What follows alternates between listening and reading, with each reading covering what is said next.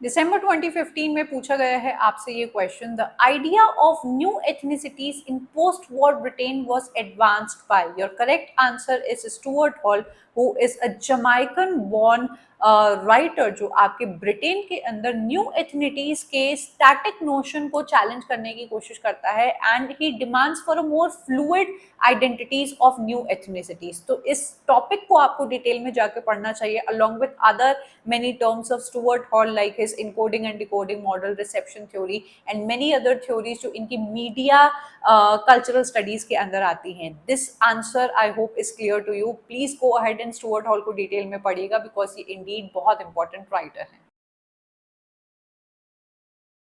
December 2021 में you have been asked this question which says who among the following considered paraphrase a heresy। हम सब लोग जब masters के एग्जाम देने जाते थे तो जल्दी जल्दी हम लोग किसी भी पर्टिकुलर पोएट्री की या नॉवल की समरी इंटरनेट पर खोज लेते थे और उसको बहुत ही शॉर्ट फॉर्मेट में पढ़ के चले जाते थे कि मोटा मोटा हमें पता लग जाए एंड हम जाके एग्जाम में उसको बड़ा बड़ा करके 25 मार्क्स का क्वेश्चन लिखकर चले आएंगे।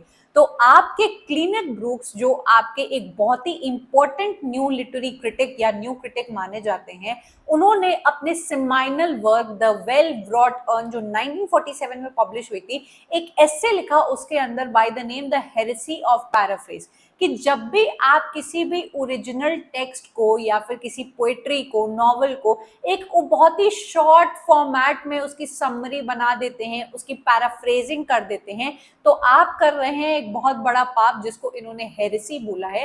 क्योंकि इनके अकॉर्डिंग एक वर्क जो अपने यूनिक फीचर्स, अपने यूनिक फॉर्म एंड अपने यूनिक स्टाइल में लिखा गया है, उसकी पैराफ्रेजिंग करके उसकी यूनिकनेस, मतलब कि उसकी जो ओरिजिनल स्टाइल को आप डिस्टॉर्ट कर देते हो, खराब कर देते हो, उस वर्क को एक बहुत ही छोटे फॉर्मेट में आप श्रिंक करके निकाल देते हो, जो कि एक सही वे नहीं हुआ आपके किसी वर्क को जज करने का, and this should not be done. तो आपके क्लिनेट ब्रूक्स का जो वर्क है द हेरेसी ऑफ पैराफ्रेज, उसको आपको डिटेल में पढ़ना चाहिए and this particular answer I hope आपको क्लियर हो गया होगा। जून 2023 में पूछा गया है आपसे एक बहुत ही simple but a fact based question which says 7 types of ambiguity was published in the year. अब आप जब भी लिटरेचर के अंदर मल्टीपल वर्क्स को पढ़ते हैं तो आपसे ऐसे क्वेश्चंस पूछे जाते हैं जहां पर किसी भी राइटर के किसी भी एक वर्क को उठा के उसकी पब्लिशिंग डिटेल्स आपसे पूछी जाएगी। This particular question comes from literary theory and to be specific आपके new literary critic William Empson का मोस्ट इंपॉर्टेंट वर्क है 7 टाइप्स ऑफ एम्बिग्विटी, जो 1913 में पब्लिश हुई थी। इस पर्टिकुलर वर्क के अंदर आपके विलियम एम्सन ने बताया है कि किस तरीके से पोइट्री के जो वर्ड्स होते हैं उनके कई ज्यादा मल्टीपल मीनिंग्स होते हैं, जो उसकी मीनिंग में एम्बिग्विटी क्रिएट करते हैं, कंफ्यूजन क्रिएट करते हैं एंड मल्टीपल इंटरप्रिटेशंस को क्रिएट करते हैं। So this work is very important, जो आपको टाइटल बेस पे एंड आपको थोड़ा सा डिटेल बेस पे पता होना चाहिए कि कौन सी 7 टाइप्स ऑफ एम्बिग्विटी के बारे में आपके विलियम एम्सन ने बात की है। This is the answer and I hope this is clear. दिसंबर 2019 में पूछा गया है कल्चरल स्टडीज से एक ऐसा क्वेश्चन जो कि ए जो बोल रहा है उसका ही उल्टा बी बोल रहा है, and it is a very common sensical question, आप लोग उसको तुरंत बना लेंगे। असर्शन हमसे कहता है कि cultural studies is simply the study of culture as a discrete entity divorced from its social and political context. तो भाई आप लोग बहुत ही एक ही बार में समझ गए होंगे कि नहीं यार, कल्चरल स्टडीज तो बात ही पढ़ाई ही करता है सोसाइटी में चल रही इनइक्वालिटीज के बारे में, डिफरेंट डिफरेंट कल्चर्स की वो स्टडी करता है कि भाई mass culture, popular culture, high culture and subculture किस तरीके से हमारी सोसाइटी को कंट्रोल कर रहे हैं, किस तरीके से यहाँ पर जो आपके अमीर लोग हैं वो इस सोसाइटी को मैनेज कर रहे हैं, कंट्रोल कर रहे हैं। तो ये जो सोसाइटी और पॉलिटिक्स का कनेक्शन है वो कल्चरल स्टडीज से बिल्कुल अलग हो ही नहीं सकता है। तो पॉइंट नंबर ए तो आपका गलत हो जाएगा। अब देखो रीजन इन्होंने ठीक इसका उल्टा दिया है जो करेक्ट बैठ जाएगा। Cultural studies aim to understand culture in all its complex form and to analyze social and political context within which it manifests itself। जो बात ऊपर इन्होंने गलत बोली उसको नीचे खुद ही करेक्ट कर दिया है। दैट मीन्स कि हमारा A is false and R is true, क्योंकि कल्चरल स्टडी को आप कभी भी उसकी सोसाइटी एंड उसके कल्चर एंड उसकी पॉलिटिक्स से अलग नहीं कर सकते हो। उसका सब्जेक्ट मैटर ही है सोसाइटी की पढ़ाई करना एंड इसमें जितने भी power dynamics and politic dynamics चल रही है उसकी स्टडी करना। So I hope this is clear to you.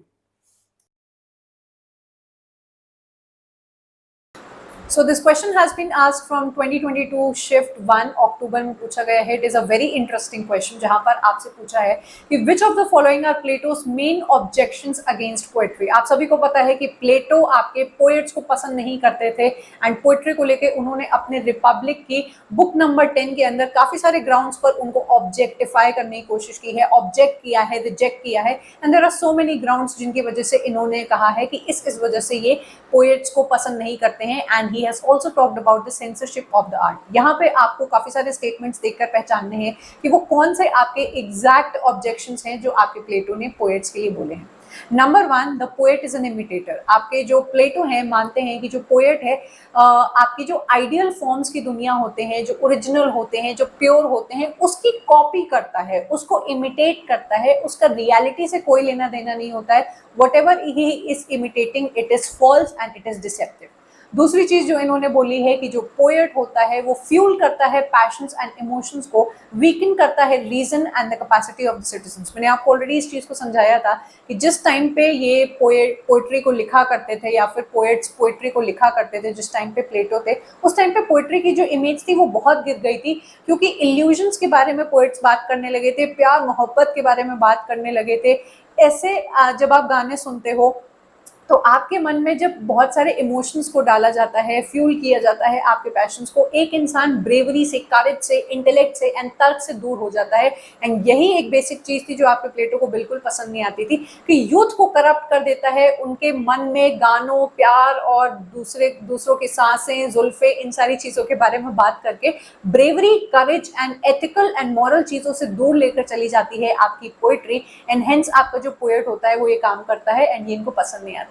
Then lastly ये कहते हैं कि poet has no knowledge of the world. ये एक बहुत बड़ी बात थी इन्होंने जो बोली कि उसको असल दुनिया की जो असल रियलिटी है उसके बारे में आपके पोएट को कोई भी जानकारी नहीं होती है. वो क्या करता है, बस अपनी एक मन गढ़ंत इल्यूजन की दुनिया में रहता है एंड दुनिया को एक बहुत ही इल्यूजरी वे में लोगों को दिखाने की कोशिश करता है एंड इसी वजह से ये जो 3 चीजें हैं आपके प्रॉपर स्टेटमेंट्स बन जाते हैं. कहीं पे भी इन्होंने ये नहीं कहा कि poet is incapable of bravery. अक्सर हम लोग जब ऐसी चीजें पढ़ते हैं तो हम लोग को लगता है कि नहीं ये वाला स्टेटमेंट हो सकता है, लेकिन कहीं पे भी रिपब्लिक में उन्होंने ये नहीं कहा है कि जो पोएट है वो ब्रेवरी उसके अंदर नहीं होती है. और ध्यान दीजिएगा ये जो आपके प्लेटो ने बात की है पोएट्स को लेके, वो कुछ पोएट्स के लिए बात की है जो बहुत ही ज्यादा गंदी टाइप की या फिर इमोरल काइंड ऑफ पोएट्री लिखने लगे थे. Not all poets. Similar goes with this particular point जहां पे पोएट इज लेस रिस्पॉन्सिबल जैसी कोई चीज आपके प्लेटो ने नहीं बोली है एंड हेंस इसकी वजह से आपका आंसर नंबर 1 बन जाता है. आई होप आपको ये समझ में आ गया होगा.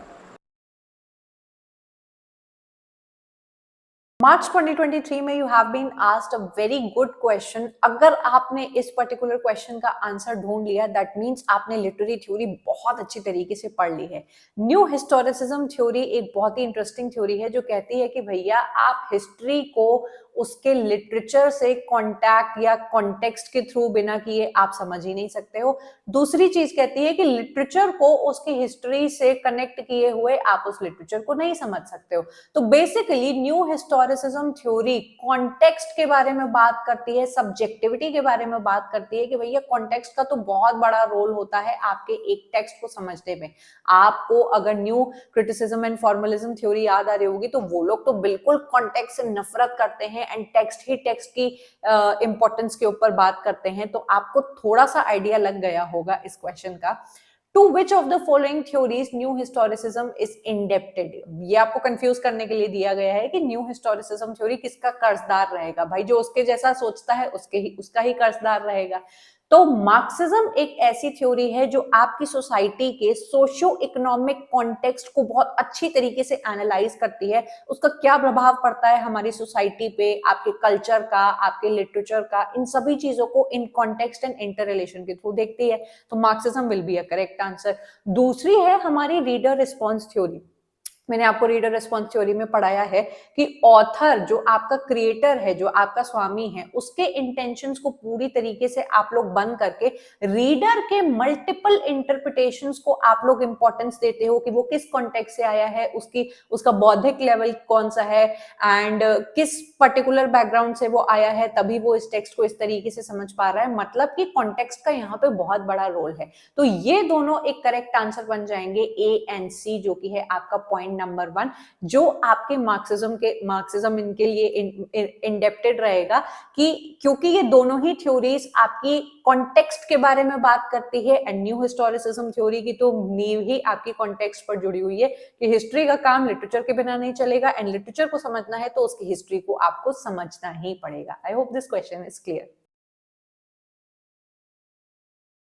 सो जून 2023 में पूछा गया है आपसे ये question that comes from Plato या फिर to be precise from literary criticism, जहां पर आपसे पूछा गया है which among the following was not recognised as major dialogue of Plato. आप सभी को इस बारे में पता होगा कि प्लेटो जो कि सोक्रेटिस के ही डिसाइपल थे, उनके स्टूडेंट थे, उनकी ही फिलॉसफी को अपने वर्क्स में दिखाने की कोशिश करते हैं and not only his philosophy, ये लिखते हैं अपने वर्क्स को सोक्रेटिक डायलॉग में where there are two people who are involved in a conversation and through that they come up to a point जो आपको एक लॉजिकल समरी देने की कोशिश करता है किसी भी टॉपिक के ऊपर। यहाँ पर आपको देखकर बताना है कि कौन सा प्लेटो का डायलॉग नहीं है।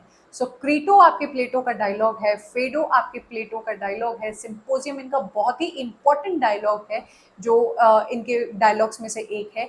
देन मेटाफिजिक्स इनका डायलॉग नहीं है एंड ये इनका वर्क ही नहीं है। ये जो पर्टिकुलर वर्क है वो बिलोंग करता है आपके अरिस्टोटल को, जो बात करते हैं आपके मेटाफिजिक्स के ऊपर या एब्स्ट्रैक्ट कॉन्सेप्ट्स के ऊपर। अगर मैं आपको एक प्रॉपर लिस्ट दूं आपके प्लेटो के कुछ इंपॉर्टेंट डायलॉग्स की, ऑल्दो इन्होंने 35 वर्क्स लिख कर रखे हैं, लेकिन आपको कुछ वर्क्स जो पता होने चाहिए, आपके नोट्स में लिखे होने चाहिए, वो यहाँ पर लिखे हुए हैं। Apology, Republic, Ion, Gorgias, Symposium, Phaedrus, Crito and Phaedo. ये बहुत ही इंपॉर्टेंट वर्क्स हैं जो आप लोग को जरूर से याद होने चाहिए बिकॉज इनसे अक्सर क्वेश्चन पूछे गए हैं। आई होप आपको ये क्वेश्चन समझ में आ गया। मार्च 2023 में पूछा गया है आपसे एक बहुत ही easy question from cultural studies which says the subject matter of cultural studies as it emerged as a proto discipline in 1960s was predominantly the exploration of. आपका cultural studies as an interdisciplinary field सबसे ज्यादा कौन से culture को पढ़ने में या फिर किस पे सबसे ज्यादा इसकी थ्योरीज बनी हुई है? Your answer is popular culture. इनका बड़ा इंटरेस्ट होता है जानने में दैट द कॉमन पीपल कौन सी मीडिया ये देखना पसंद करते हैं, क्यों ये मीडिया ये देखते हैं, कौन सा प्रोडक्ट ये देखना या कंज्यूम करना पसंद करते हैं, क्यों यही वाला प्रोडक्ट वो लोग कंज्यूम करते हैं, कौन से सीरियल देखते हैं, कौन सी मूवीज देखते हैं। मतलब कि जो कुछ भी बहुत लोकप्रिय है, कौन सा टिकटॉक रील चल रही है, कौन सी रील वायरल हो गई, कौन सा गाना सबसे ज्यादा फेमस है, एनीथिंग जो आपकी पॉपुलर हो जाती है, लोकप्रिय हो जाती है, उस कल्चर के पीछे का क्या रीजन होता है उसको ढूंढने की कोशिश कर रहे हैं आपके कल्चरल स्टडीज के बंदे, जिसकी वजह से आपका आंसर हो जाएगा कि ये पढ़ाई करते हैं पॉपुलर कल्चर की। हालांकि ये लोग बहुत सारे कल्चर की पढ़ाई करते हैं, लेकिन popular culture is the main culture जिसके थ्रू ये जानने की कोशिश करते हैं सोसाइटी के बारे में कि ये सोसाइटी किस तरीके से काम करती है एंड क्यों हमें ये चीज पसंद है जो हमें चीजें पसंद है। So this is the answer.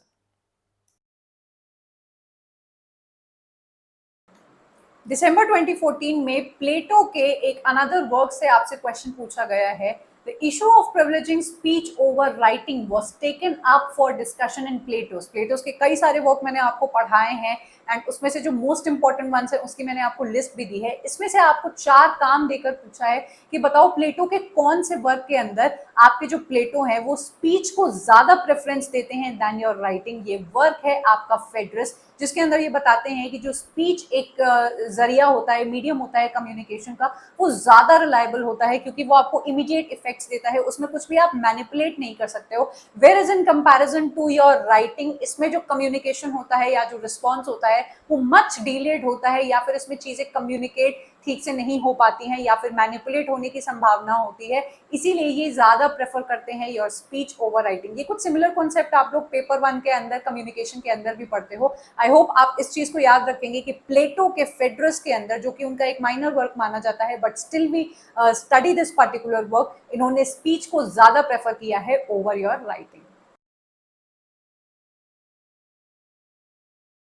दिसंबर 2021 में पूछा गया है आपसे ये question, in an apology for poetry Sidney discusses the didactic function of poetry by comparing it to philosophy, and this is a very easy question जिसके अंदर आपके फिलिप सिडनी का ये जो सेमाइनल एसे है, क्रिटिकल वर्क है, उसके अंदर इन्होंने पोएट्री को किन दो आपके सब्जेक्ट से कंपेयर किया है एंड उल्टा कंपेयर ना करते हुए बेटर बताया है। तो एक तो यहाँ पर ऑलरेडी लिखा हुआ है फिलोसफी, दूसरा है आपका हिस्ट्री। इन्होंने कहा कि हिस्ट्री तो सिर्फ आपके फैक्ट्स को स्टेट करता है, तो उन फैक्ट्स को एंड इवेंट्स को पढ़ के आप बहुत कुछ सीख सकते हो। देन फिलोसफी आपकी मॉरलिटी को सिखाने की कोशिश करता है, आपको नॉलेज देता है, बट इमोशंस के बारे में बात नहीं करता है। Poetry is one such field जहां पर आप हिस्टोरिकल फैक्ट्स के भी चीजों को इंक्लूड कर सकते हो, फिलोसफी की टीचिंग्स को भी इंक्लूड कर सकते हो, एंड इस दोनों को मिलाकर आप इंसान को वर्चुअस बना सकते हो एंड उनको बहुत ज्यादा नॉलेज देख सकते हो। एंड आपकी पोएट्री इसीलिए सबसे ज्यादा फिलिप सिडनी की आंखों में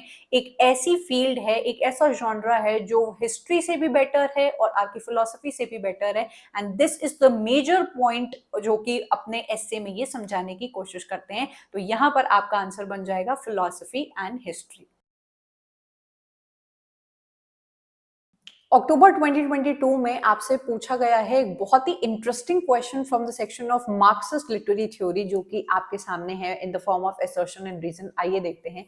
असर्शन हम लोग से कहता है कि the Marxists represent Marxism as a scientific account of social change, जो कि बिल्कुल ट्रू स्टेटमेंट है। आप सभी लोग ने मार्क्सिज्म थ्योरी के बारे में पढ़ा होगा, जो कि क्लास स्ट्रगल को and the gap between the bourgeoisie, अमीर, aristocratic society and the proletariat, the गरीब and the working class society के बीच का जो गैप है, उसको एक साइंटिफिक लेंस से पढ़ता है एंड हम लोग के सामने दिखाता है कि क्यों ऐसा है कि आपके अमीर इंसान बुर्जुआ सोसाइटी के यहाँ हमारा प्रोलेटेरिएट काम करने जा रहा है, वो इतना काम कर रहा है, सरप्लस वैल्यू प्रोड्यूस करके दे रहा है आपके बुर्जुआ को, एंड तब भी आपका बुर्जुआ अमीर होता चला जा रहा है एंड आपका जो प्रोलेटेरिएट कॉमन पर्सन है ये नीचे गरीब ही होता चला जा रहा है।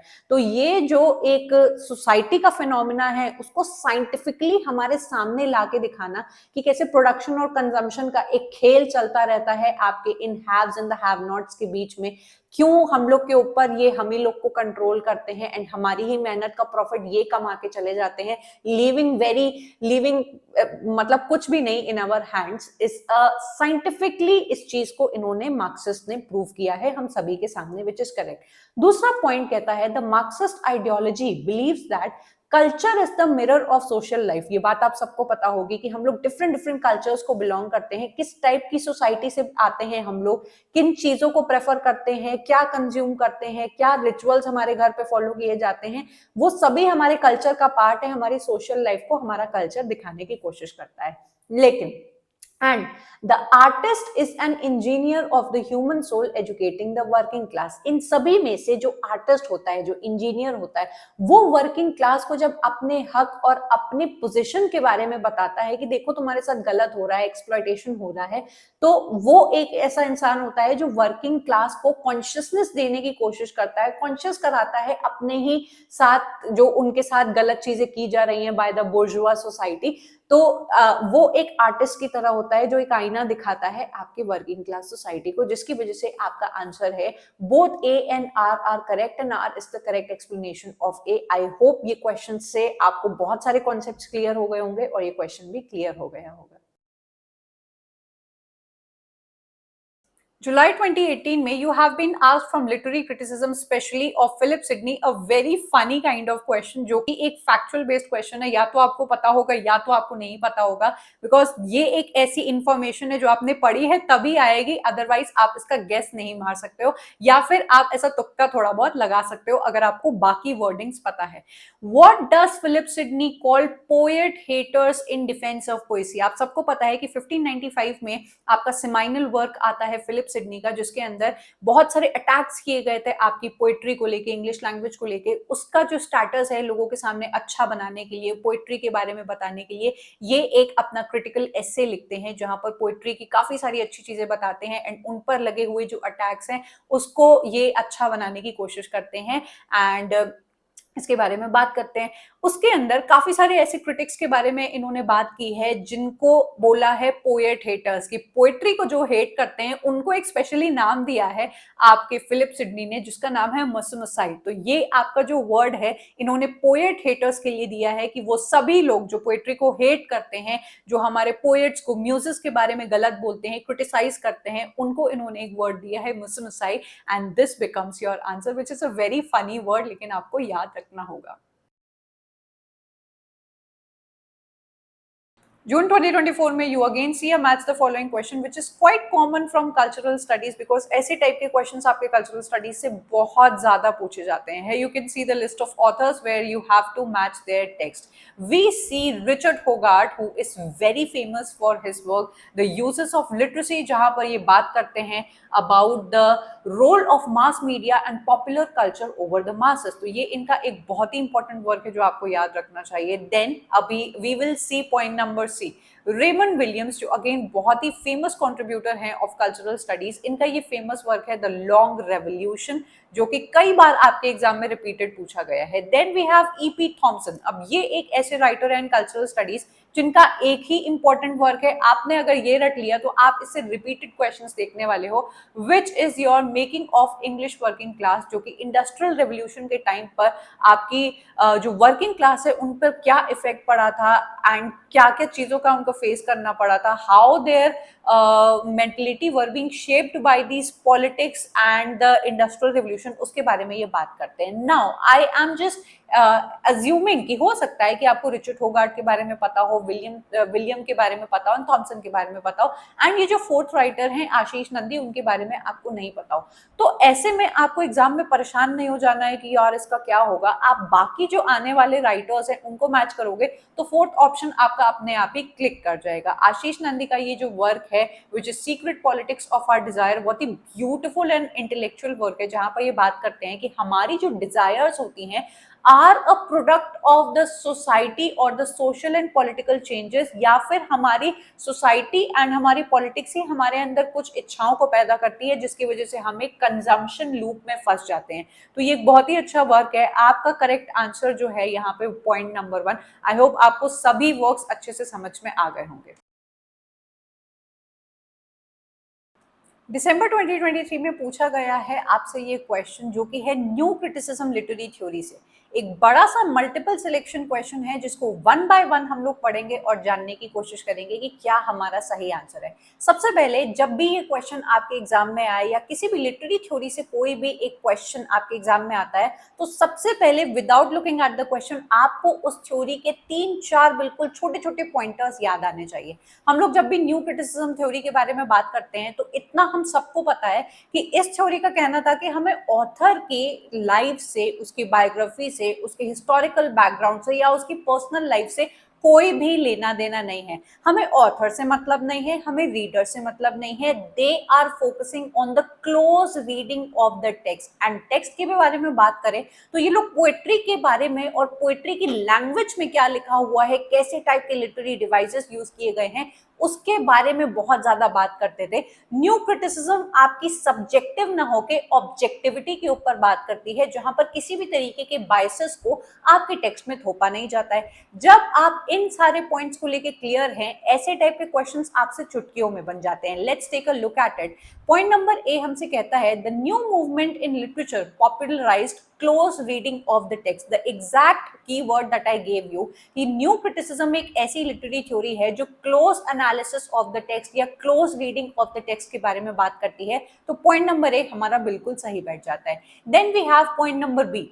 The leading critics of new criticism are Alan Tate, Robert Penverin, RP Blackmore and Kenneth work. अब ये वाला जो पॉइंट है उसी बच्चे से सही बैठेगा जिसने न्यू क्रिटिसिज्म के अंदर आने वाले सभी न्यू क्रिटिक्स को एक प्रॉपर लिस्ट में प्रिपेयर किया है एंड समझा है। अगर आपने इसको किया है तो you can easily find out कि हमारे Allen Tate, Robert Penn Warren and R P Blackmur are the new critics. अब आपको इसी तरीके से यूजीसी नेट कंफ्यूज करेगा कि हो सकता है आपने केनेथ वर्क का नाम कभी भी नहीं पढ़ा हो एंड ये बहुत ही मेजरली न्यू क्रिटिसिज्म से अटैच नहीं भी है, एसोसिएटेड नहीं है। उसकी वजह से आपका ये पॉइंट गलत नहीं बन जाएगा क्योंकि बाकी जितने भी हमारे पॉइंट्स है या जो न्यू क्रिटिक्स है वो हमारे न्यू क्रिटिक्स का पार्ट है, तो ये वाला पॉइंट भी हमारे लिए बिल्कुल सही बैठेगा। Point number C, The critical approach is extensively used in the study of novels and plays। आपसे यहाँ पर बोला गया है इस पॉइंट में कि न्यू क्रिटिसिज्म अप्रोच को हम लोग ज्यादातर नॉवेल्स और प्लेस के टेक्स्ट को एनालाइज करने के लिए इस्तेमाल करते हैं, जबकि ऐसा सच नहीं है।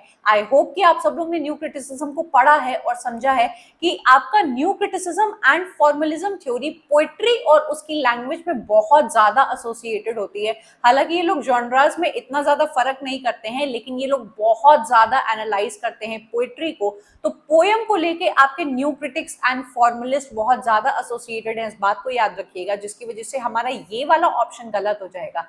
Point number D, the critical approach trends to discredit historical, social, political context of a work of literature. बहुत ही आसान भाषा में आपको ये चीज कही गई है कि डिसक्रेडिट किया है उन्होंने किसी भी तरीके के आपके पॉलिटिकल, हिस्टोरिकल या किसी भी तरीके के कनेक्शन ऑफ द टेक्स्ट को। तो ये वाला ऑप्शन हमारा बिल्कुल सही बैठ जाता है और हमें ऑलरेडी एक आंसर मिल चुका है which is A, B and D. हमारा fourth point is the correct answer, लेकिन हम लोग ई ऑप्शन को भी जरूर से देखेंगे। J C Ransom which is John Crowe Ransom ने पब्लिश की है एक book by the name of new criticism where in he appreciates I.A. Richards, William Empson and टी.एस. इलियट। अब ये भी एक बहुत ही घुमावदार टाइप का आपका पॉइंट है, जो आधा पॉइंट सही है एंड आधा पॉइंट गलत है। एंड यहाँ पर आपसे कहा गया है कि जो जेसी रैनसम है उन्होंने न्यू क्रिटिसिज्म बुक लिखी है जिसके अंदर उन्होंने इन राइटर्स को एप्रिशिएट किया है, तो ये बिल्कुल भी सही नहीं है। न्यू क्रिटिसिज्म नाम से ये एसोसिएटेड है, ये बुक भी इन्होंने लिखी है, लेकिन कहीं पे भी उन्होंने इन राइटर्स को एप्रिशिएट नहीं किया है, तो पॉइंट नंबर ई जो है वो गलत हो जाएगा। एंड इसी के थ्रू हम लोग को अपना आंसर मिल जाता है A, B and D which is point number 4। I hope आपको इजिली समझ में आ गया होगा and this is how you are going to crack these types of multiple selection questions in your exam.